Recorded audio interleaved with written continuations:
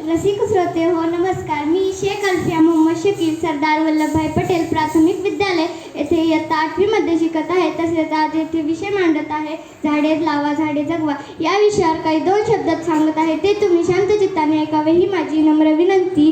1970 मध्ये बातमी होती चिपको आंदोलनाची. हिमालयाच्या उत्तीर्णावरील वृक्ष संपत्तीचे रक्षण बहुगुणी नेत्यांनी कसे प्राणपणाने केली त्याची. अहो, ज्या झाडांच्या सानिध्यात ज्या ऋषीमुनींनी आपले संपूर्ण आयुष्य घालवले त्या ऋषींच्या वंशजांना आज त्याच भूमीत वृक्ष संवर्धनासाठी आंदोलने करावी लागतात, मोर्चे करावे लागतात. हीच आज शोकांतिकेची बाब आहे. अहो, सस्य श्यामला असलेल्या वसुंधरेची आज अवस्था कशामुळे? तर वाढती लोकसंख्या आणि बेसुमार जंगलतोड. लोक आज आपल्या स्वार्थापोटी मोठमोठे बंगले बांधतात, इमारती बांधतात. याचमुळे मोठ्या प्रमाणात वृक्षतोड होत आहे. वृक्षतोड झाल्यामुळे पावसाचे प्रमाणही कमी होत आहे.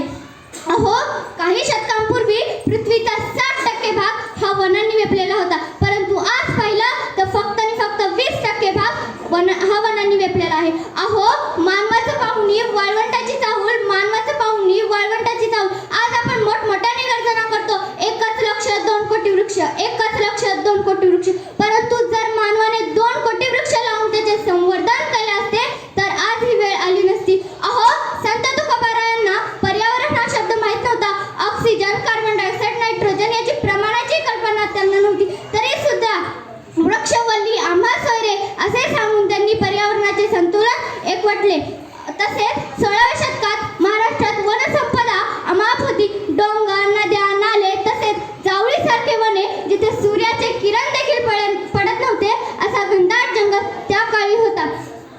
तरी सुद्धा वृक्षतोड करू नका, वृक्ष संवर्धन करा यासाठी छत्रपती श्री शिवाजी महाराजांनी आज्ञापत्र काढलं होतं. हे आज आम्हाला इतिहास सांगतो. 16व्या शतकात झाडे लावा झाडे जगवा हा संदेश छत्रपती श्री शिवाजी महाराजांनी दिला होता.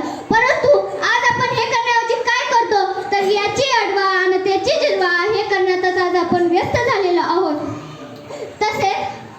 तसेच एक वृक्ष काय करू शकतो तर एक वृक्ष माणसाच्या जन्मापासून त्या माणसाच्या मरणापर्यंत आपल्याला मदत करतो. तसेच एक वृक्ष आपल्याला फळे, फुले, वह्या, पुस्तके सारं काही देतो. तसेच सर्वात महत्त्वाचे म्हणजे आपण दिवसाला 3 ऑक्सिजन सिलेंडर वापरतो आणि 1 ऑक्सिजन सिलेंडरची किंमत 700 रुपये आहे आणि 3 ऑक्सिजन सिलेंडरची किंमत 2100 रुपये आहे आणि त्या 2100 रुपयाचा ऑक्सिजन सिलेंडर आपल्याला एका वृक्षामुळे मिळते. अहो, जर आपण आयुष्याचा विचार केला आणि आयुष्य 65 वर्ष धरलं तर तब्बल 5 कोटी रुपयांचं ऑक्सिजन आपल्या आयुष्याला लागतं.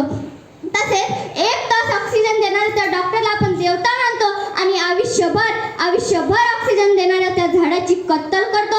अजूनही वेळ गेलेली नाही. म्हणून मी तुम्हाला सांगते, झाडाविना ढग गेले, ढगाविना पाणी गेले. झाडाविना ढग गेले, ढगाविना पाणी गेले. पाणी विना शेती गेली, शेती विना समृद्धी गेली. समृद्धी विना सारे हतबल झाले. एवढे अनर्थ एका वृक्षतोडीने केले, मित्रांनो, मी तुम्हाला सांगते, आपण सर्वांनी झाडे लावूया, त्याचे संवर्धन करूया आणि हरित क्रांती महाराष्ट्र घडूया. इथे